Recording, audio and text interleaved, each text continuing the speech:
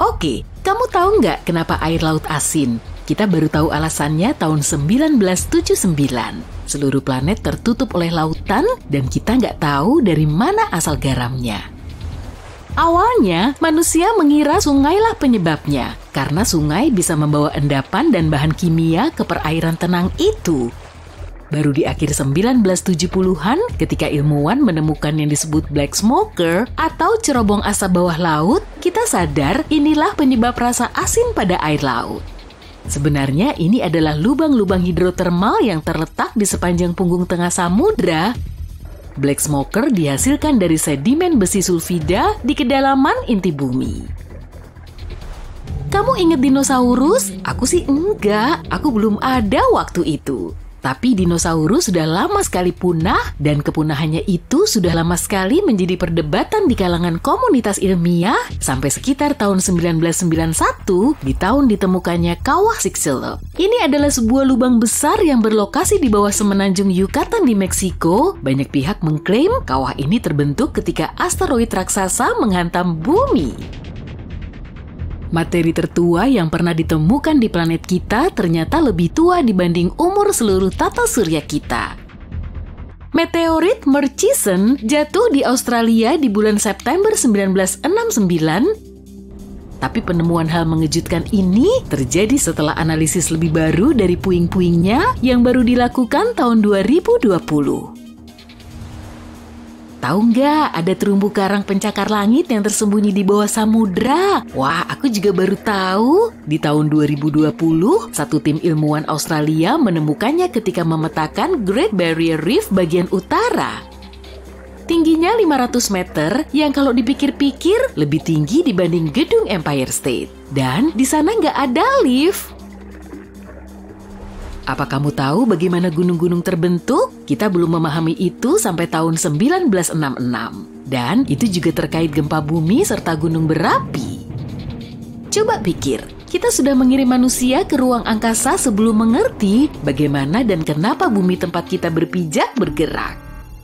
Baru di tahun 1966, seorang ilmuwan bernama J. Tuzo Wilson menerbitkan makalah dalam jurnal Nature di mana dia menjelaskan bahwa benua dan samudra terus-menerus bergerak. Dia juga menulis tentang aktivitas tektonik yang berisi hal-hal seperti gempa bumi dan bagaimana gunung-gunung muncul di permukaan bumi. Sampai tahun 2021, kita belum memetakan urutan genom manusia sepenuhnya. Konsep tentang DNA pertama kali dipresentasikan oleh ilmuwan Swiss di tahun 1869. Tapi ilmuwan masih belum paham mengenai struktur fisik DNA sampai Rosalind Franklin dan Raymond Gosling memfotonya dan menemukan bentuknya mirip dua helaian yang berpilin. Pernah penasaran apa organisme hidup terbesar di dunia? Para ilmuwan juga sudah lama penasaran sebab mereka baru menemukannya di tahun 2000. Organisme itu adalah jamur yang hidup sekitar 1 meter di bawah tanah tapi diperkirakan membentang sejauh 9 km persegi. Berlokasi di hutan nasional Malheur di Blue Mountains, Oregon Timur, jamur ini diberi nama jamur madu. Sampai tahun 2002, kita belum tahu apa yang berada di pusat galaksi kita Bima Sakti. Kita tahu kita berotasi mengelilingi sesuatu, tapi dibutuhkan waktu sampai abad ke-21 untuk mengetahui bahwa ini adalah lubang hitam supermasif dengan massa 4 juta kali lebih besar dari matahari kita yang terletak di area Bima Sakti bernama bintang Sagittarius A. Penemuan itu terjadi setelah kita menemukan alarm asap inframerah. Hampir nggak kebayang deh kalau aku harus bepergian jarak jauh tanpa koper beroda, tapi koper ini belum ada sampai tahun 1970. Kalau dipikir-pikir, para astronaut yang pergi ke bulan harus benar-benar menggendong bawaan mereka di dalam pesawat antariksa dong ya. Permintaan paten untuk koper beroda Amerika Serikat dikabulkan tahun 1972, tapi terus terang, koper-koper beroda pertama belum begitu bisa diandalkan. Produk ini bermasalah, bergoyang-goyang dan jungkir balik sebab koper besar dipasang di atas bagian dasar beroda sempit. Jika kamu melihat foto-foto bintang film tahun 1940-an, akan tampak rambut mereka rapi dan disisir ke belakang. Tahu nggak, berdasarkan penemuan terkini, orang Mesir kuno pun memakai bahan pembentuk rambut. Tapi kalau kamu pikir mereka pakai gel rambut, kamu salah. Sebab gel rambut baru ditemukan tahun 1960-an. Yang dipakai orang untuk menata rambut di tahun 1940-an disebut Brylcreem yang kekentalannya lebih mirip lilin dan ditemukan di tahun 1929. Gel rambut seperti yang kita kenal sekarang muncul agak lebih lambat dan ditemukan oleh seorang pria bernama Louis Montoya. Produk ini segera menjadi tren sebab nggak terlalu berminyak seperti produk-produk sebelumnya. Oke, mari bahas tentang kamar kecil. Di masa Romawi kuno, orang memakai semacam alat pengusap, tapi itu berupa tongkat dengan spons di bagian atasnya. Lembaran kertas yang diberi pewangi dengan tujuan yang sama tampaknya telah tercatat di Cina di tahun 589 Masehi. Tapi di Amerika Serikat, medicated paper for the water closet atau kertas tisu untuk kloset air dipasarkan di tahun 1850-an. Varian tisu toilet lembut dan nyaman baru diperdagangkan di tahun 1930-an dengan bonus sama sekali bebas serpihan. Dan kurasa kita semua harus mengapresiasi ini. Yang ini mungkin terkesan gak begitu baru, tapi denger ya, penelitian modern mengungkapkan bahwa umur cincin Saturnus kurang dari 100 juta tahun atau lebih. Mungkin 100 juta tahun terkesan lama, tapi kalau ingat tata surya terbentuk sekitar 4,5 miliar tahun lalu, ini agak mengubah persepsimu kan? Ada spesies hiu di bumi yang telah hidup di perairan kita 4 kali lebih tua dibanding cincin Saturnus. Kita mengetahui ini dengan menggunakan data terkini tentang massa cincin Saturnus dan perbandingan debu dan airnya.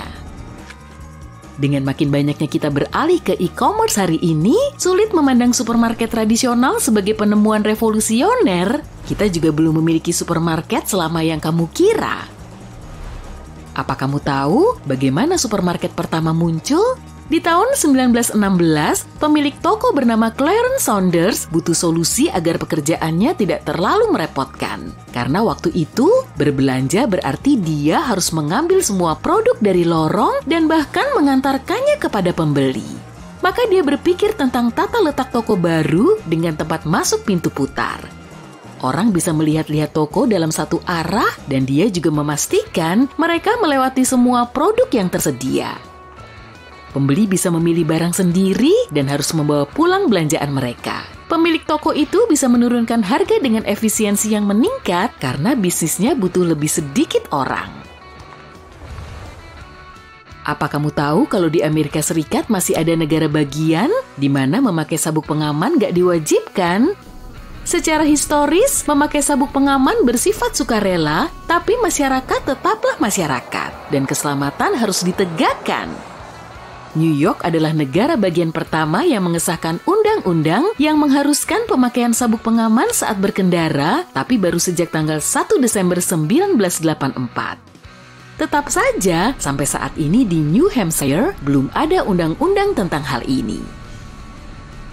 Alat pembuka kaleng modern dengan roda berputar pertama kali diperkenalkan ke pasar tahun 1870. Mungkin itu nggak luar biasa, tapi kayaknya aneh mengingat saat itu makanan kaleng sudah tersedia selama beberapa dekade.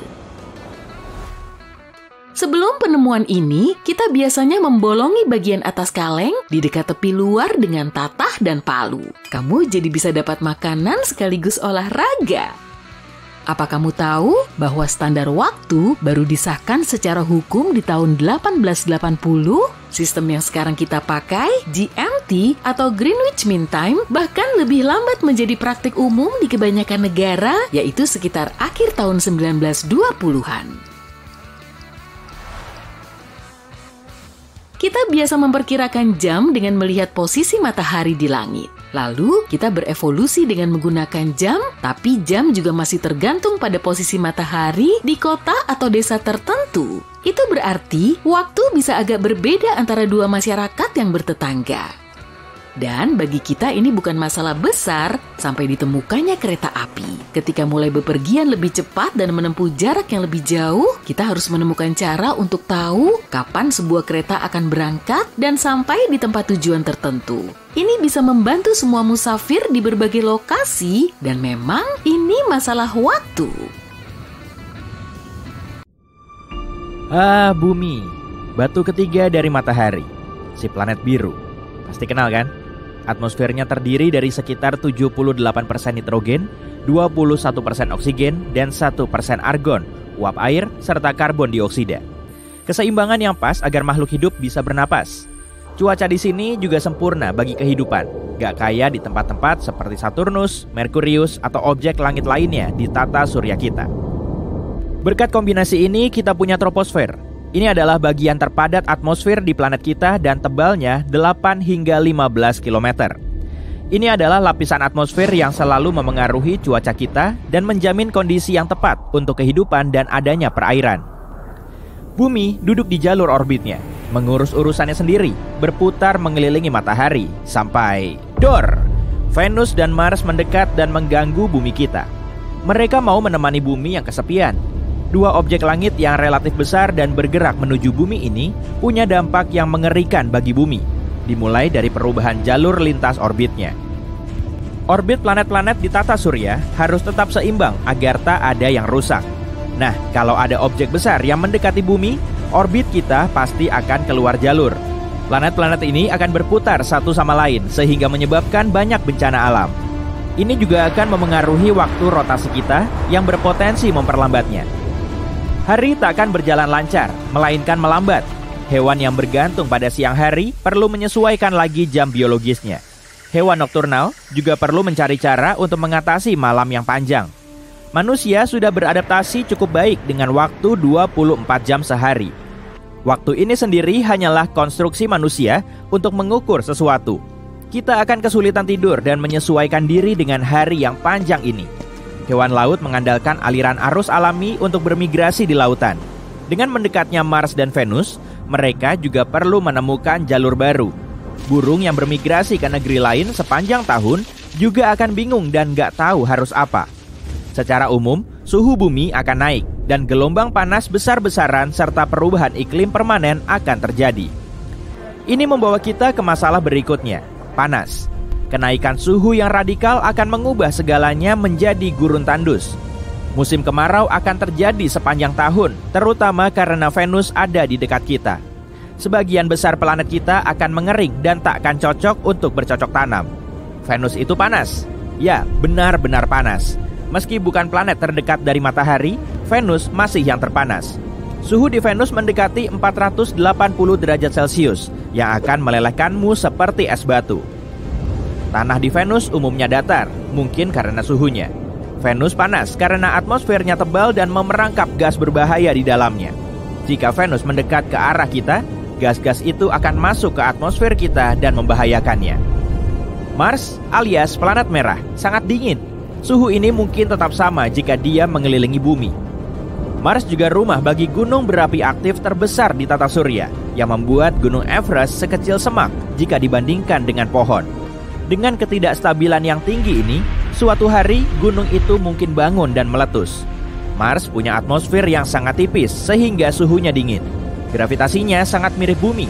Mars bahkan sangat dingin dan punya lapisan es di kutub yang diselimuti karbon dioksida. Sama seperti Merkurius, kamu hanya bisa bertahan di sana asalkan bisa menahan napas dan berada di titik tepat di antara matahari terbit dan terbenam.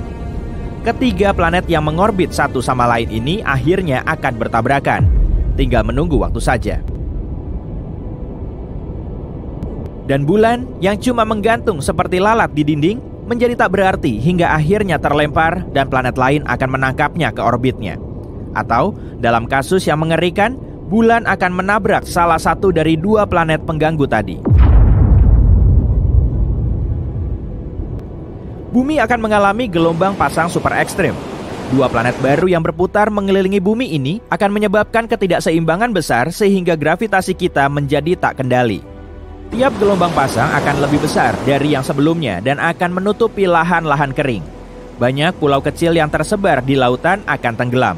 Kota-kota pesisir juga akan menjadi rumah bagi ikan. Negara-negara datar pada umumnya akan butuh perahu untuk sarana transportasi. Bendungan dan tanggul tak akan cukup untuk menghentikan air masuk. Setiap orang harus pindah ke tempat yang lebih tinggi untuk menghindari banjir. Dengan iklim yang makin panas, tudung es kutub akan mencair seperti es krim di hari musim kemarau yang terik dan menaikkan level permukaan air. Dalam beberapa bulan, seluruh Arktik akan mencair. Eits, tunggu, masih ada lagi. Kerak bumi akan aus karena ketidakstabilan permukaan bumi dan fluktuasi gravitasi. Sebagian besar kerak bumi terdiri dari oksigen. Artinya, kita sebenarnya berjalan di atas udara. Kita mungkin mengalami lebih banyak gempa bumi daripada sebelumnya. Dan gunung-gunung berapi dorman akan bangun dari tidur nyenyaknya. Langit akan tertutup abu dan melumpuhkan penerbangan. Tak ada yang bisa melakukan perjalanan lewat laut atau udara. Impor dan ekspor akan tamat. Iklim keseluruhan akan menjadi lebih panas seperti di Venus. Masa ketiga planet yang mengorbit satu sama lain ini bahkan mungkin tak sengaja menarik planet dan objek lain untuk ikut bergabung. Jadi, bagaimana jika Jupiter juga ikutan? Jupiter adalah planet terbesar di tata surya. Sebagai gambaran, bumi akan seukuran buah anggur jika Jupiter seukuran bola basket. Jupiter juga punya badai terbesar yang bisa kita lihat. Ini dikenal sebagai bintik merah, tempat yang ukurannya 2 kali ukuran bumi dan diselimuti badai mirip hurikan yang sudah berlangsung ratusan tahun. Saat selesai menonton video ini, badai ini pasti masih terjadi. Karena planet ini sangat besar, gravitasinya pasti lumayan kuat. Jupiter juga punya banyak bulan. Beberapa di antaranya adalah sekecil bumi kita. Takkan ada jarak yang pas di antara planet-planet ini. Bulan-bulan Jupiter akan terlempar keluar jalur dan tersangkut di planet lain di sekitarnya. Beberapa bulannya mungkin bertabrakan satu sama lain, menyebabkan puing-puingnya menyebar kemana-mana. Gravitasi kelompok planet ini akan menarik komet untuk memasuki atmosfer dan berpotensi menabrak bumi. Kadar oksigen akan menipis, jadi keruntuhan kerak bumi akan terus berlanjut. Lapisan ozon juga akan rusak, membuat gelombang ultraviolet besar memasuki atmosfer kita. Kita tak akan bisa keluar terlalu lama tanpa perlengkapan pelindung dan tangki oksigen. Peradaban manusia akan berubah drastis. Kita akan hidup di dalam kontainer pelindung yang menyediakan udara bersih dan sinar matahari yang aman dan tersaring. Tempat ini harus cukup kuat untuk menahan gempa yang sering terjadi.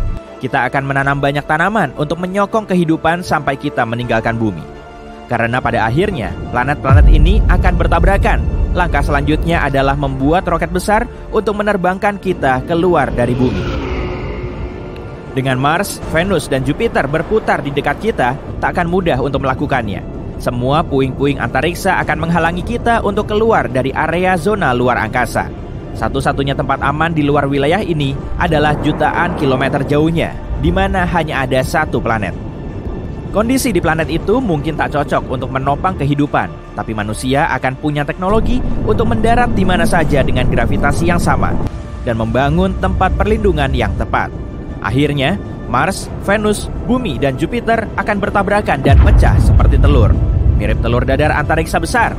Jangan lupa, bulan juga akan menabrak, pecah, dan bercampur. Tapi kita sudah jauh dari sana saat itu. Semoga.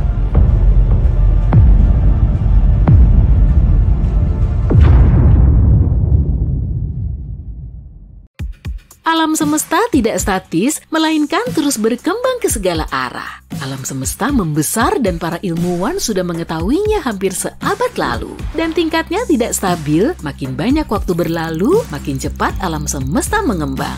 Saat ini terjadi, bintang, planet, dan galaksi bergerak makin jauh sehingga menyisakan lebih banyak ruang di antara satu sama lain. Dengan begitu, alam semesta seharusnya menjadi lebih dingin seraya mengembangkan sebab alam semesta jauh lebih padat saat Big Bang terjadi dan jauh lebih panas. Saat mengembang, ruang angkasa mendingin sehingga menciptakan kondisi bagi planet, bintang, dan objek antariksa lainnya untuk terbentuk.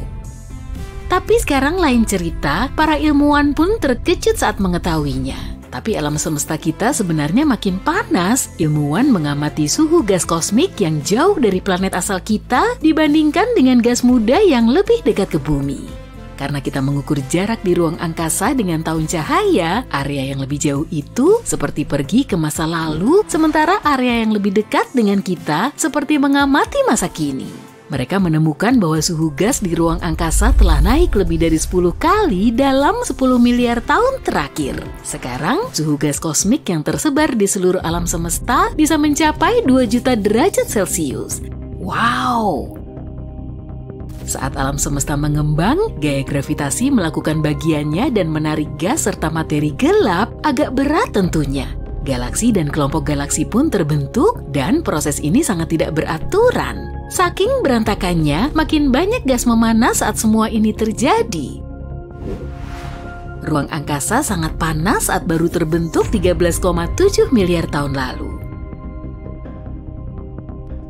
Bagaimana jika ruang angkasa memanas seperti itu lagi? Para ilmuwan sedang mengamati situasi ini. Mereka menemukan bahwa suhu di ruang angkasa meningkat dengan mengukur gas kosmik menggunakan sesuatu yang disebut pergeseran merah. Ilmuwan biasanya memakai metode ini saat ingin melihat seberapa jauh jarak suatu objek antariksa. Yang lebih dekat dengan kita memiliki panjang gelombang cahaya lebih pendek. Makin jauh suatu objek, makin panjang pula panjang gelombang cahayanya. Dan mereka sekarang bisa menentukan suhu objek tertentu dari cahayanya. Rata-rata, ruang angkasa adalah tempat yang lumayan dingin. Cahaya yang tersisa dari Big Bang disebut CMB, yakni Cosmic Microwave Background atau radiasi latar belakang gelombang mikrokosmis. Saking kuat dan intensnya, radiasi ini bikin seluruh alam semesta kita mandi cahaya. Ini satu-satunya hal yang secara signifikan memanaskan materi. Tapi ada banyak mekanisme lebih kecil yang membantu memanaskan materi di alam semesta. Dan semuanya bisa menggila jika ruang angkasa memanas. Seperti bintang, bintang memancarkan radiasi yang memengaruhi debu dan gas di dekatnya.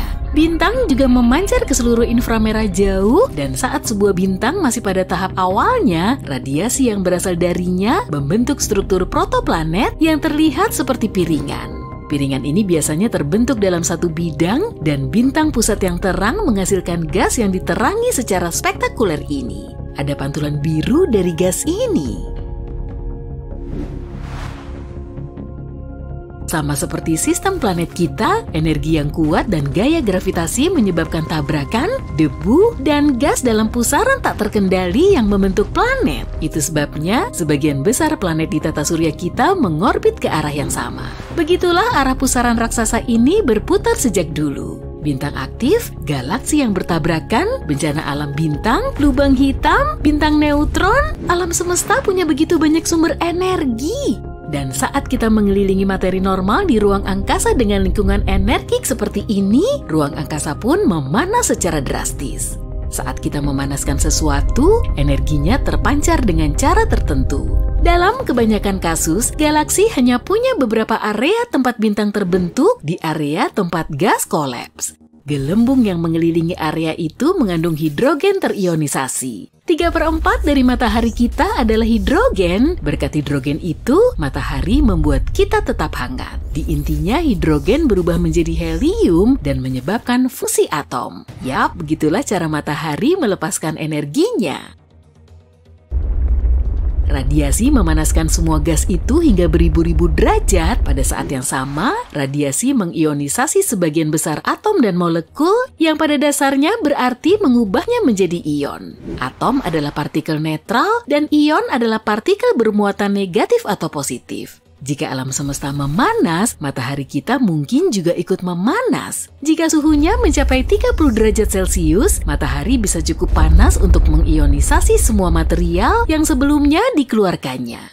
Dan itu bisa menciptakan nebula planet. Ini akan menjadi nebula berbentuk cincin, terbentuk karena gas mengembang yang mengelilingi bintang yang menua. Saat suhu naik seiring berjalannya waktu, hidrogen terionisasi. Pada suhu beberapa ribu derajat, ini bisa mengubah nebula di tata surya kita menjadi warna pink dengan garis emisi. Matahari kita bisa mati jika mencapai suhu 50.000 derajat Celcius. Jika kamu bisa melayang di ruang angkasa dan mendekat, kamu akan melihatnya bersinar dalam rona hijau menakutkan karena oksigen yang terionisasi 2 kali. Fenomena energi yang lebih tinggi membuat lebih banyak galaksi bertabrakan. Ini makin memanaskan gas dan akhirnya menghasilkan emisi sinar X. Bagaimana dengan lubang hitam dan bintang neutron? Saat tak terkendali, keduanya bisa membentuk galaksi baru dan entah apa lagi. Mungkin kita akan punya lebih banyak maser juga. Maser adalah laser alami yang dihasilkan alam semesta kita. Muncul saat populasi besar molekul menerima sejumlah besar energi. Kini, para ilmuwan telah menemukan maser terkuat sekaligus terjauh hingga begitu kuatnya, maser ini lebih cerah dibanding cahaya yang dihasilkan 6.000 matahari dan hanya dalam 1 garis emisi. Mungkin saat itu kita akan menemukan master yang lebih kuat, itu pun kalau kita masih ada di sini ya. Karena saat alam semesta makin panas, radiasi kosmik juga makin kuat. Dan itu kurang bersahabat untuk kehidupan di bumi. Peningkatan radiasi kosmik bisa membahayakan kita. Tak ada yang tahu apakah kehidupan masih akan tersisa di bumi jika itu terjadi. Atau apakah gaya gravitasi yang kuat akan menarik planet kita juga dan menabrakannya ke planet lain. Tapi mungkin kehidupan seperti yang kita tahu tak akan sepenuhnya hilang, atau jika itu terjadi, entah bagaimana kehidupan bisa menemukan jalannya sekali lagi, mungkin di masa depan yang jauh. Ada kemungkinan alam semesta kita bisa menopang kehidupan pada tahap awal. Mungkin kamu pesimis ketika membayangkan kekacauan yang disebabkan oleh Big Bang, tapi itu cuma di awalnya. Setelah keadaan sedikit tenang, sisa-sisa bintang besar yang paling awal membentuk planet berbatu. Di tata surya kita, Bumi, Mars, Merkurius, dan Venus adalah contohnya. Kamu tak bisa menginjakan kaki di planet yang lain karena planet-planet itu raksasa gas. Pada masa itu, radiasi masih lumayan kuat, jadi planet berbatu memiliki lingkungan yang memadai untuk terbentuk karena dibutuhkan banyak energi untuk pusaran debu dan partikel, lalu memanggang sebuah planet pada akhirnya. Periode waktu ini kira-kira bertepatan dengan momen ketika bintang-bintang pertama terbentuk di alam semesta kita. Bintang kuno jauh lebih besar dibanding matahari kita, namun umurnya lebih pendek. Bintang-bintang itu baru saja meledak sebagai supernova dan akan meninggalkan logam berat di sekitarnya. Itulah partikel-partikel asal mula planet berbatu. Radiasi menyebar ke seluruh alam semesta pada saat itu dan telah berubah dari waktu ke waktu dan kini hampir tidak ada lagi. 400.000 tahun setelah Big Bang saat atom hidrogen terbentuk, CMB hampir sepanas permukaan matahari. Dan sekitar 15 juta tahun setelah Big Bang, suhunya mendekati suhu kamar, yaitu sekitar 27 derajat Celcius. Ini terjadi di seluruh alam semesta, jadi ada banyak planet yang berpotensi menopang kehidupan. Jika kita adalah salah satu dari dunia kuno itu, kita tak akan butuh bintang untuk menghangatkan. CMB sudah akan cukup. Jadi mungkin saja kehidupan di luar angkasa jauh lebih tua dari yang kita kira. Mungkin ada dunia kuno dengan air cair di permukaannya. Bagaimana jika ada beberapa bentuk organisme primitif seperti di planet asal kita dahulu kala? Atau bahkan yang lebih berkembang? Mungkin kita akan mengetahuinya suatu hari nanti.